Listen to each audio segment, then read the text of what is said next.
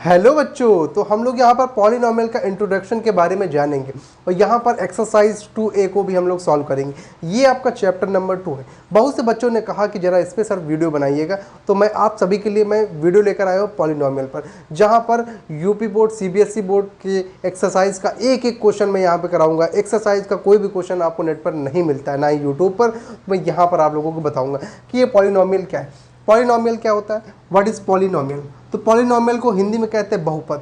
वो सीरियल वाली बहू सास की बात नहीं कर रहा हूँ, यहाँ पर मैं बहुपद की बात कर रहा हूँ। बहुपद, बहू देखो, अच्छा बहू में भी मैं देख लेता हूँ, वो भी बहू मान लो, सीरियल वाली सास बहू। वहाँ पर क्या होती है, बहुत सी बहुएँ होती है। वही यहाँ भी हो जाएगा, बहुत सी बहुएँ हो जाएंगे, है ना। तो यहाँ पर बहुत सी मतलब एक वचन, द्विवचन, बहुवचन, ये सब दुनिया का जो पढ़ते थे वही यहाँ पर है बहू। बहू मीन्स ज़्यादा, पद मतलब एक से अधिक पद होने चाहिए, ठीक है। वो हमारे बहुत से पद ही क्या कहलाते हैं, पॉलिनॉमियल कहलाते हैं। यहाँ पर देखेंगे हम लोग x² + 2x - 6, इसमें कैसे जानेंगे ये कैसा पॉलिनॉमियल है और यहाँ पर कैसे किस प्रकार क्या क्या चीज़ें होती है। तो पहले जानो, पहले इंट्रोडक्शन में बता रहा हूँ, मात्र कुछ सेकंड का, कैसे कुछ मिनट का इंट्रोडक्शन होगा। यहाँ पर देखो x हमारा क्या है और 2 क्या है, 6 क्या है, ये सब बताएंगे। पहले जानो कांस्टेंट क्या होता है, व्हाट इज़ कांस्टेंट।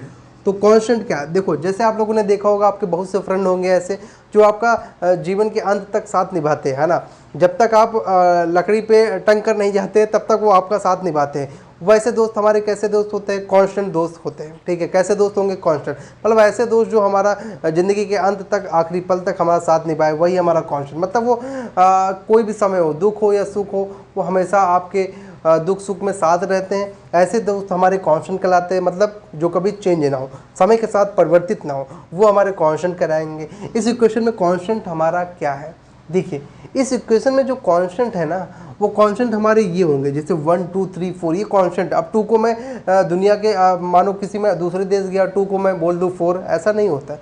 2 यहाँ है तो देश के बाहर जाएंगे, चाहे आप पृथ्वी के भी बाहर जाएंगे तो 2 ही गिनेंगे, ठीक है।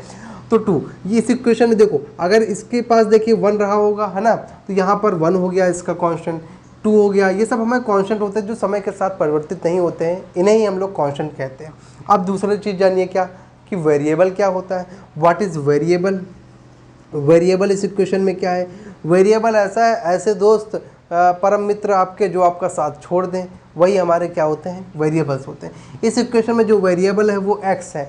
x क्यों वेरिएबल है, देखो अगर x की जगह मैं यहाँ पर 1 पुट कर दूँ इस इक्वेशन में, x² + 2x - 6, अगर मैं 1 यहाँ पर पुट कर दूँ तो क्या आएगा, x की जगह 1 का स्क्वायर + 2 × 1 और -6, ये 1 + 2 - 6 कितना आ गया, 3 और माइनस का 3 आ गया। अगर इस जगह मैं x की जगह 2 पुट कर दूं तो कुछ हमारी और वैल्यू आएगी। मतलब वेरिएबल क्या है, जो समय के साथ परिवर्तित होते रहो, मतलब आत्मघाती या कह सकते हो जो पीठ के पीछे हमारे छुरा भोंक दे, ऐसे दोस्त होते हैं, ठीक है। वो समय के साथ बदलते रहते हैं। सुख में और कोई दोस्त रहा होगा तो दुख में और कोई दोस्त होगा, है ना। दुख में दोस्त तो बहुत कम ही काम आते हैं, पर कांस्टेंट में काम जरूर आएंगे, ठीक है। तो ये हमारी कांस्टेंट और वेरिएबल की इसमें बात हो गई।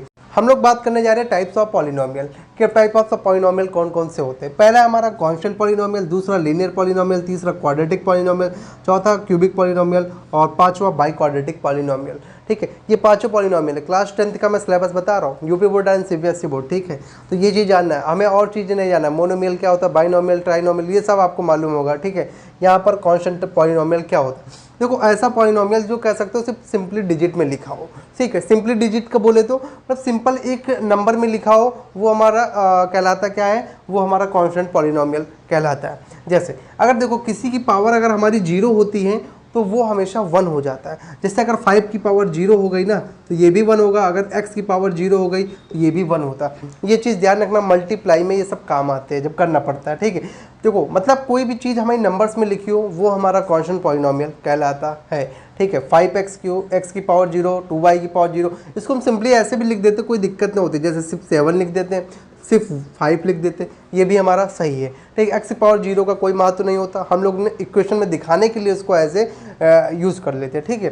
फिर हम लोग लीनियर पॉलिनॉमियल की बात करते हैं कि लीनियर पॉलिनॉमियल क्या होती है। इसमें जो होता क्या है, इसमें जो एक वेरिएबल होना चाहिए, एक वेरिएबल होता है और उसकी पावर हमेशा 1 होनी चाहिए, ठीक है।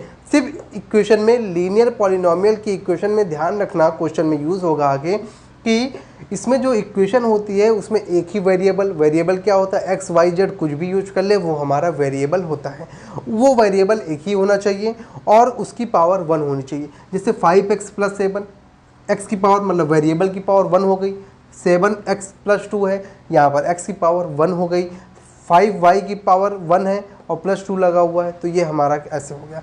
क्या कहते हो सर ऐसे लिखा हुआ है क्या ये सही नहीं है, 5x ये भी सही है हमारा, ठीक, क्योंकि x की पावर 1 है, वेरिएबल एक है। अगर ये कहीं लिख देते 5 तो ये हमारा कांस्टेंट हो जाता, वेरिएबल ना होता, पर अगर कहीं यहाँ पर 5x + 2 लिख देते ये भी हमारा सही हो जाता, ठीक है, क्योंकि वेरिएबल एक है। अगर x की जगह ना करके हम z कर ले 5z + 2 तो यहाँ पे वेरिएबल हमारा z है और z की पावर 1 है, इसीलिए इसको हम लोग कहते हैं लीनियर पॉलिनोमियल। अब तीसरी बात करते हैं क्वाड्रेटिक पॉलिनोमियल क्या है। क्वाड्रेटिक पॉलिनोमियल क्या है, जुड़वा भाई जो होते हैं वही क्वाड्रेटिक पॉलिनोमियल होते हैं। कैसे जुड़वा भाई की बात कर दिया, तो देखो ऐसे लीनियर मतलब कह सकते हो ऐसी पॉलिनोमियल की इक्वेशन जिसमें हमारे वेरिएबल्स तो 2 होते हैं और यहाँ पर जो वेरिएबल की हाईएस्ट पावर होती है 2 होनी चाहिए। जैसे देखो इसमें 2 वेरिएबल्स है कि नहीं है, मानो एक भी वेरिएबल है, यहाँ पर एक भी वेरिएबल हो सकता है, ये भी हमारा सही है। और जो पावर होती है इस इक्वेशन की, हाईएस्ट पावर जो वेरिएबल की होगी वो 2 होनी चाहिए, 2 होनी चाहिए। जैसे यहाँ पर 7y² + 7 है, वेरिएबल की पावर हाईएस्ट कितनी है 2, मतलब ये हमारी क्वाड्रेटिक मतलब द्विघाती जो होता है, ठीक है। किसी भी वेरिएबल की पावर अगर उस इक्वेशन में जो हाईएस्ट वेरिएबल की पावर है अगर वो 2 है तो वो हमारी कैसी इक्वेशन कहलाएगी, क्वाड्रेटिक इक्वेशन कहलाएगी। अब हम लोग क्यूबिक की बात कर लेंगे। क्यूबिक पॉलिनोमियल क्या होता है, क्यूबिक पॉलिनोमियल ऐसा पॉलिनोमियल इक्वेशन होती है इसमें जो वेरिएबल होता है उसकी जो वैल्यू लाई करती है वो 3 लाई करती है। कैसे, देखो x³ है, ठीक है, अगर यहीं पर हम सिर्फ इतना लिख दें कि 7x² + 7, क्या ये सही है, गलत हो जाएगा। ये किसका एग्जाम्पल बन गया, ये हमारा क्वाड्रेटिक का एग्जाम्पल बन जाएगा।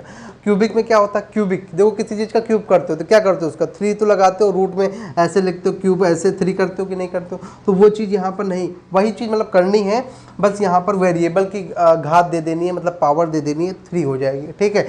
तो यहाँ पर देखो 7x³ + 7 हो गया। बस ये छोटी सिंपल सी बातें हैं, ये सब बहुत ज़्यादा नहीं, आप लोग 9th में पढ़ चुके हैं। अब 5th में आता है बाई क्वाड्रेटिक पॉलिनोमियल का। बाई क्वाड्रेटिक मतलब देखो क्वाड्रेटिक था उसका बाई हो गया, मतलब उसका भी 2 गुना हो गया, तो 2 और 2 मिलकर 4 गुना हो गया। मतलब इसमें जो इक्वेशन में जो होगा, जो वेरिएबल चाहे जितने हो, जो वेरिएबल हाईएस्ट पावर लाई करेगी वो 4 लाई करेगी, ठीक है। कितनी होनी चाहिए, 4 होनी चाहिए। देखो यहाँ पर 4 लिखा है, इस इक्वेशन में देखो 7x की पावर 4 है। यही सब बातें हमारी पांचों, मतलब कांस्टेंट में हमारा क्या होता है, एज अ कोई नंबर लिखा हुआ है। लीनियर में क्या होता है, कोई भी वेरिएबल की हाईएस्ट पावर 1 होनी चाहिए। क्वाड्रेटिक में क्या होता है, हाईएस्ट वेरिएबल की पावर 2 होनी चाहिए। क्यूबिक में क्या होता है, हाईएस्ट वेरिएबल की पावर 3 होनी चाहिए। और बाई क्वाड्रेटिक में क्या होता है, हाईएस्ट वेरिएबल की पावर 4 होनी चाहिए। इतनी सी बात रही हमारी किसमें, टाइप्स ऑफ पॉलिनोमियल में। जीरोज ऑफ द पॉलिनोमियल की बात करने जा रहे हैं कि जीरोज ऑफ द पॉलिनोमियल क्या होता है। बहुत ही आसान होता है, बहुत ही सरल होता है। डरने की बात है, क्लास का जब टीचर समझाता है तो हमें समझ में नहीं आता है, पर यहाँ पर आएगा हम लोगों को समझ में, ठीक है। जीरोज ऑफ द पॉलिनोमियल कुछ नहीं करना है, देख लो ध्यान से, इसमें कुछ करना ही नहीं है। देखो इसमें क्या करना है कि जीरोज ऑफ द पॉलिनोमियल मतलब जीरो लाना। जीरोज ऑफ द जीरो से यहाँ से क्लियर हो रहा है, हमें पॉलिनोमियल जीरो चाहिए। जीरो कैसे मिलेगा, यहाँ पे x की कोई वैल्यू रखेंगे तभी हमें जीरो मिलेगा। यहाँ पे ऐसी हम लोग x की क्या वैल्यू रखें कि ये पॉलिनोमियल हमारा जीरो हो जाए, हम वैल्यू रख के देख लेते हैं, ठीक है। चलो अगर मैं यहाँ पर देखो क्या रख दूँ, मैं अगर p के x की जगह अगर मैं जीरो रख दूँ तो देखो क्या होगा। अगर x की जगह जीरो रख दूँ, 2 × 0 -0 -3 कितना हो गया, 0 -0 -3 तो -3 हो गया। मतलब ये जीरो नहीं हुआ, तो अभी हमारा जीरोस पॉलिनोमियल का आया नहीं। अब देखो, अब अगर मैं यहीं पर पुट कर दूँ क्या, p = 1 अगर पुट करके देखूँ, 2 × 1 का स्क्वायर -1 -3 तो कितना हो जाएगा, 2 -1 -3 हो गया हमारा कितना, और 4 और माइनस का 2 हो गया, ये भी हमारा नहीं हुआ। अब हम लोग p = -1, देखो एक बार प्लस का 1 पुट करो, एक बार माइनस का 1, एक बार प्लस का 2, एक बार माइनस का 2, एक बार प्लस का 3, एक बार माइनस का 3, ऐसे हम लोग पुट करते चले जाएंगे। इसको जरा पुट करके देखते हैं, 2 × -1 का स्क्वायर माइनस माइनस मिलके प्लस का 1 हो जाएगा। इसको हम ऐसे ना लिखते, नहीं कन्फ्यूजन में आ जाओगे। माइनस तो था ही, और x की जगह माइनस का 1 हमने पुट कर दिया और माइनस का 3 लिख दिया। कितना हो गया, 2 माइनस माइनस मिलके प्लस हो गया, 1 हो गया -3, ये 3 - 3 होगा, ये आया 0। तो मतलब देखो क्या हो रहा है हमारा इक्वेशन, हमारी इक्वेशन देखो जीरो मिल रही है कि नहीं भैया। तो मतलब क्या कब जीरो मिल रही है, जब हम लोगों ने एक्स की जगह क्या पुट किया था, एक्स की जगह हम लोगों ने माइनस का 1 पुट किया, मतलब x की इज इक्वल टू -1, हमारा क्या हो जाएगा, जीरोज ऑफ द पॉलिनोमियल, यही हमारा जीरोज होगा इस इक्वेशन का, ठीक है, मतलब -1। इसी तरह कोई दूसरी इक्वेशन होती तो वहाँ पर क्या करते, वहाँ भी हम लोग पहले जीरो लिखते, फिर हम लोग क्या लिखते, 1 रखते, फिर माइनस का 1 रखते, अगर उससे भी नहीं कट रहा है, जैसे फ्रैक्शन के टर्म में कट रहा तो 1/2 रखते, फिर माइनस का 1/2 रखते, फिर 2 रखते, फिर माइनस का 2 रखते, इस तरह रखते हुए चले जाते। जहाँ पर हमें इक्वेशन जीरो मिल जाती उसको हम लोग क्या कहते हैं, उसी इक्वेशन का जीरोस कह देते हैं, जो एक्स की वैल्यू होगी वही उसका जीरोस हो जाएगा। यही हमें आंसर में लिखना रहे। अभी हम पूरी एक्सरसाइज सॉल्व कराएंगे धीरे धीरे, तो उसमें डरने की कोई बात नहीं है, ठीक है, फिर उसमें हम लोग बताएंगे। पॉलिनोमियल तो हम लोग जान ही चुके हैं कि टाइप्स ऑफ द पॉलिनोमियल क्या होता है। अब हम लोग थोड़ी सी और ऊपर का मटेरियल जान लेते हैं कि sum of the zeros minus coefficient of x upon coefficient of x square, product of the zeros. देखो अभी मैं बताऊंगा कोफिशिएंट क्या होता है और हमारा कांस्टेंट टर्म क्या होता है। Product of zeros is equal to minus constant term upon coefficient of x, इसमें माइनस टर्म नहीं होता है, ठीक है, ध्यान रखना, इसीलिए मैंने माइनस लगाया, क्योंकि ऊपर ऊ नीचे आप कंफ्यूजन हो जाओ। एक चीज़ ध्यान रखना, जहाँ पे कांस्टेंट टर्म आ रहा है वहाँ पे माइनस नहीं लगेगा, जहाँ पे सम ऑफ द जीरोस आ रहा है वहाँ पर हमारा क्या लग जाएगा, माइनस टर्म हमारा लग जाता है, ठीक है, इतनी सी बात उसमें रहेगी और इतनी सी बात इसमें रखना ध्यान में, ठीक है। तो सम ऑफ द जीरोस क्या होता है और प्रोडक्ट ऑफ जीरोस होता क्या है, देखो जरा, जैसे ये मेरी एक इक्वेशन है, ये मैंने इक्वेशन लिख दिया है। देखो इसमें क्या होता है कि कोफिशिएंट ऑफ एक्स स्क्वायर या फिर कोफिशिएंट ऑफ एक्स क्या होता है, देखो जो कोफिशिएंट अगर एक्स स्क्वायर बोला, कोफिशिएंट एक्स स्क्वायर का कोफिशिएंट क्या है, देखो एक्स स्क्वायर के साथ जो हमारी डिजिट लिखी हुई है वही उसका कोफिशिएंट हो जाता है। क्या बात बोला मैंने कि जो कोफिशिएंट एक्स स्क्वायर मतलब जो एक्स स्क्वायर के साथ जो डिजिट लिखी होती है वही हमारा कोफिशिएंट ऑफ एक्स स्क्वायर हो जाता है। जैसे कोफिशिएंट ऑफ एक्स स्क्वायर क्या हो जाएगा, यहाँ पे लिखो कोफिशिएंट ऑफ एक्स स्क्वायर हमारा कितना हो जाएगा, देखो इस इक्वेशन में एक्स स्क्वायर यहाँ पर है, इसके साथ जो कोफिशिएंट है वो क्या है, हमारा ए, ठीक है, ए मतलब इसलिए माना इसकी जगह कोई डिजिट 1 2 3 4 1 2 100 बिलियन ट्रिलियन कुछ भी लिख सकते हैं, ठीक है। अब कोफिशिएंट ऑफ एक्स क्या होता है, what is coefficient of x, coefficient of x क्या होगा, देखो अब ये भी बात यहाँ पर भी वही बात लागू होगी, कोफिशिएंट ऑफ एक्स के साथ जो डिजिट होगा वही हमारा कोफिशिएंट ऑफ एक्स हो जाता है। एक्स के साथ कौन सी डिजिट है, बी है, तो हम लोग बी लिख लेंगे, ठीक है। अब कांस्टेंट टर्म क्या होता है सर, इसमें तो कुछ बचा ही नहीं, कांस्टेंट टर्म क्या होता है सर बताइए जरा, कांस्टेंट टर्म क्या होता है, कांस्टेंट मतलब जिसके साथ ना एक्स हो ना वाई हो ना जेड हो, सिंपली वो लिखा हो उसी को कहते हैं हम लोग कांस्टेंट टर्म। जैसे यहाँ पर सी लिखा है, अब इसको हम एक जगह बढ़िया से दिखाएंगे, इस जगह हम दिखाते हैं, जैसे 6x स्क्वायर और प्लस 7y नहीं, एक इक्वेशन में अभी हम लोग एक ही चीज़ पढ़ रहे हैं, तो 6 ऐसे ले लिया मैंने कुछ, तो यहाँ पर sir coefficient of x square क्या होगा, देखो यहाँ पर जो कोफिशिएंट ऑफ एक्स स्क्वायर क्या होगा, कोफिशिएंट ऑफ एक्स स्क्वायर यहाँ पर क्या होगा, एक्स स्क्वायर के साथ मैंने कहा जो डिजिट होगी वही हमारा कोफिशिएंट, एक्स स्क्वायर के साथ 6 है, हम लोग 6 लिख दिए, डरने की कोई बात नहीं, देखो आराम से समझो यार, मैथ है बहुत बड़ा सब्जेक्ट नहीं है, बहुत सरल होती है। देखो कोफिशिएंट ऑफ एक्स स्क्वायर कितना है, एक्स स्क्वायर के साथ जो डिजिट होगी वही हमारी कोफिशिएंट एक्स स्क्वायर हो जाएगा, 6 है, सिंपली 6 लिखेंगे, उसके आगे एक्स स्क्वायर मत लगाना, अभी क्वेश्चन सॉल्व कराएंगे तो उसमें भी आ जाएगा। अब देखो, अब जैसे आ गया कोफिशिएंट ऑफ वाई स्क्वायर क्या हो जाएगा, सॉरी कोफिशिएंट ऑफ एक्स कितना हो जाएगा, तो कोफिशिएंट ऑफ एक्स इस इक्वेशन में देखो क्या है, एक्स का कोफिशिएंट मतलब एक्स के साथ जो डिजिट होगी वही हमारा कोफिशिएंट, 7 है तो 7 लिख दिया। अब देखो कांस्टेंट टर्म क्या होगा, what is constant term, constant term इसमें क्या है, जिसके साथ एक्स हो ही ना वही हमारा कांस्टेंट टर्म होता है, जैसे 6 है हमारा, इसके साथ कोई कांस्टेंट टर्म है, इस एक्स की जगह ये भी पूछ सकता था कोफिशिएंट ऑफ वाई स्क्वायर, तो यहाँ पे जहाँ जहाँ एक्स लिखा है यहाँ पर ये लोग वाई लिख देते, ठीक है। अब इतना ही जानना था हम लोगों की, sum of the zero, product of zero में कोफिशिएंट क्या होता है, ये सब क्या होता है। सम ऑफ द जीरोज में हमने क्या पढ़ा, minus coefficient of x upon coefficient of x square, product of the zeros is equal to constant term upon coefficient of x square. जैसे इस इक्वेशन में हमें पूछ ले कि सम ऑफ द जीरोस क्या होगा, जरा बता दो, what is sum of zeros, तो सम ऑफ जीरोस कैसे लिखोगे, माइनस साइन लगाएंगे हम लोग, क्या minus sign, coefficient of x लिख लेंगे, कोफिशिएंट ऑफ एक्स कितना था 7 था तो 7 लिख लिया, upon coefficient of x square कितना है, कोफिशिएंट ऑफ एक्स स्क्वायर 6 है तो 6 लिख लिया, कितना आंसर आया हमारा माइनस का 7/6। अब इसी तरह कोई पूछ ले कि प्रोडक्ट ऑफ द जीरोस क्या हो जाएगा, what is product of zeros, product of zeros क्या होगा, तो प्रोडक्ट ऑफ जीरोस बहुत ही आसान है, क्या होता है कांस्टेंट टर्म, कांस्टेंट टर्म हमारे पास कितना था 6 है, मैंने 6 लिख दिया, कोफिशिएंट ऑफ एक्स स्क्वायर कितना होगा 6 है, 6 लिख दिया, कट गया 1 आया कि नहीं, यही हमारा आंसर हो गया। इतनी सी बातें थी, सम ऑफ द जीरोस और प्रोडक्ट ऑफ द जीरोस। डरने की कोई बात नहीं, बहुत ही आसान है। जब क्लास का टीचर समझाता है समझ में नहीं आता है, क्यों नहीं समझ में आता वो आप ही लोग जाने, पर यहाँ पर जो समझेंगे बहुत ही ज़बरदस्त तरीके से आपको हमने समझा दिया है। बात करेंगे टाइप्स ऑफ उसकी बारे में बात कर चुका हूँ, टाइप्स ऑफ पॉलिनोमियल, ये सारी बातें हो गई। अब बात करेंगे to form a quadratic polynomial.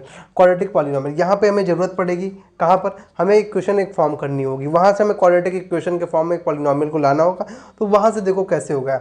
हम लोग एक सिंपल सा फार्मूला, बुक में बहुत डीपली इसमें डेरिवेशन टाइप में बताया गया, पर हम शॉर्ट में इसका यूज़ करेंगे और इसका डेरिवेशन पेपर में आता नहीं है, ठीक है।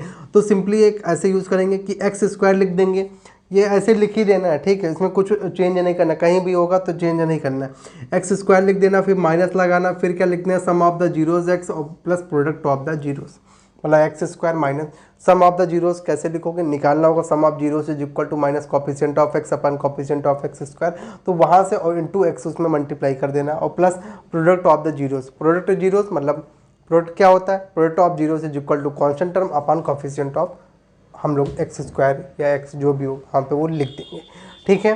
तो ऐसे हमारा ये फॉर्म हो गया क्वाड्रेटिक के फॉर्म में इक्वेशन।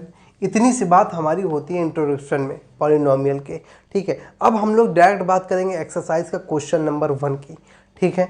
इतना पहले कर लीजिए रिवाइज, फिर से देख के एक बार 10-10 बार देख डालिए, इतना ही है उसमें जो एक्सरसाइज है आप लोग ऐसे सॉल्व कर लेंगे। मैं तभी भी हर एक क्वेश्चन को बताऊंगा, इतना करिए जल्दी से रिवाइज। पॉलिनोमियल में रही हमारी इतनी सी इंट्रोडक्शन की बात होगी एक्सरसाइज 2.1। आप लोगों का एक एक चैप्टर का एक एक क्वेश्चन में, एक एक एक्सरसाइज का एक एक क्वेश्चन में सॉल्व कराऊंगा आंसर के साथ। ये नहीं कि मैंने एक कराया 2 घर के लिए, ये कोई दिक्कत नहीं लेना है, यहाँ पे एक एक क्वेश्चन का मिलेगा सोल्यूशन। ओके बच्चों, थैंक यू।